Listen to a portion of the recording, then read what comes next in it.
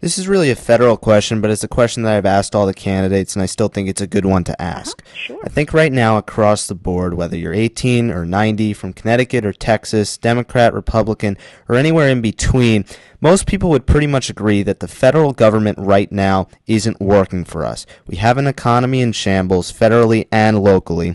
We have candidates, as we discussed before, wanting to cut and create jobs, which cut spending and create jobs, which we know we can't do.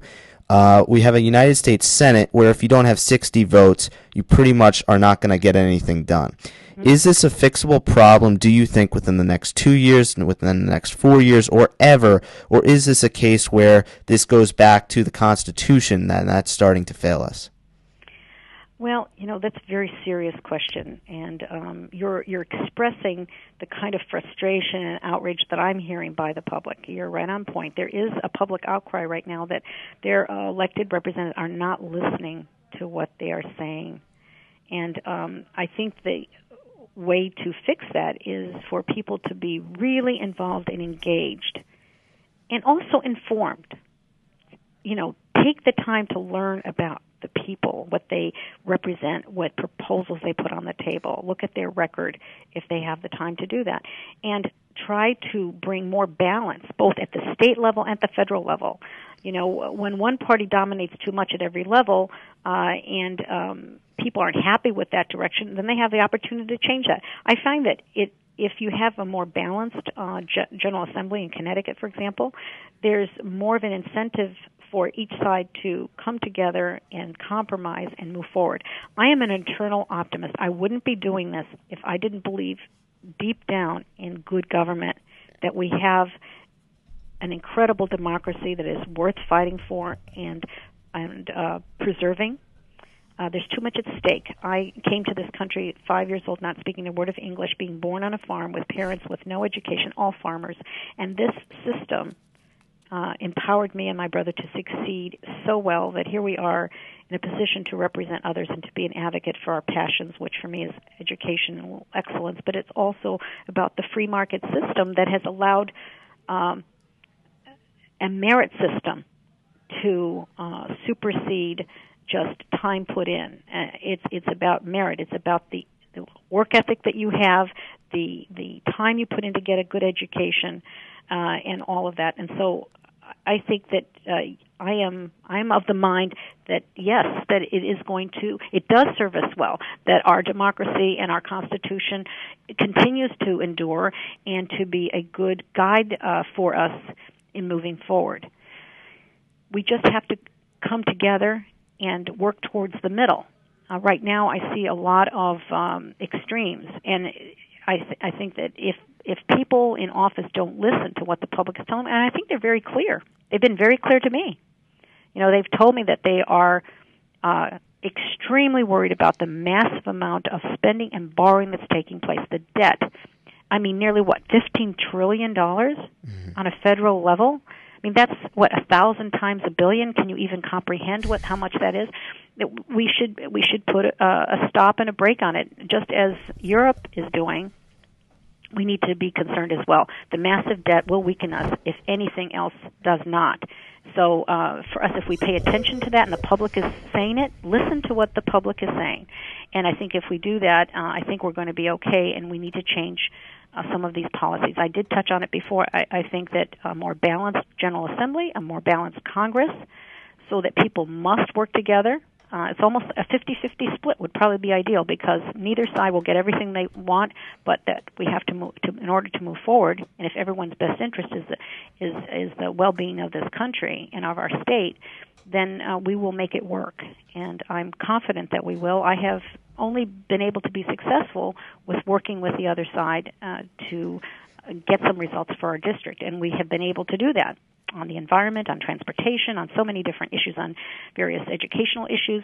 But we can't relent, because, we've always been the place that people look to for optimism in the future and for the potential of any person. And we have to continue to be a good role model and get busy.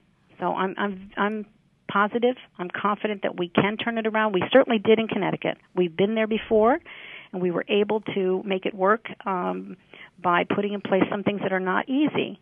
They're a challenge, but making, the tough decisions, and that is electing people with the courage and the will to make the very difficult decisions that must be made instead of a political decision or going off on a personal agenda. The only agenda we should have is responding responsibly to the public, and and I think again it's all about listening. All right, now I want to talk about the governor race, because that's going to be something that's important to you in trying to get things done. Over the last 3-4 terms, Connecticut has had a Republican governor with a majority Democratic House and Senate, and you talked about wanting a 50-50 split. Looking at things realistically, it's probably in the state we're in going to be that same type of thing where we have a Democratic House and Democratic Senate. So let me get your thoughts on the governor race with Tom Foley and Dan Malloy, and then also how that affects what you do.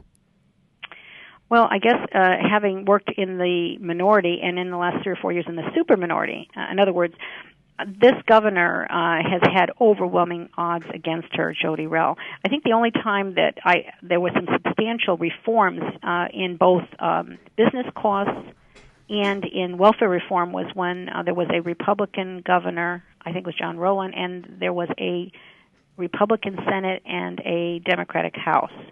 That was back, I think, in 94 to 96.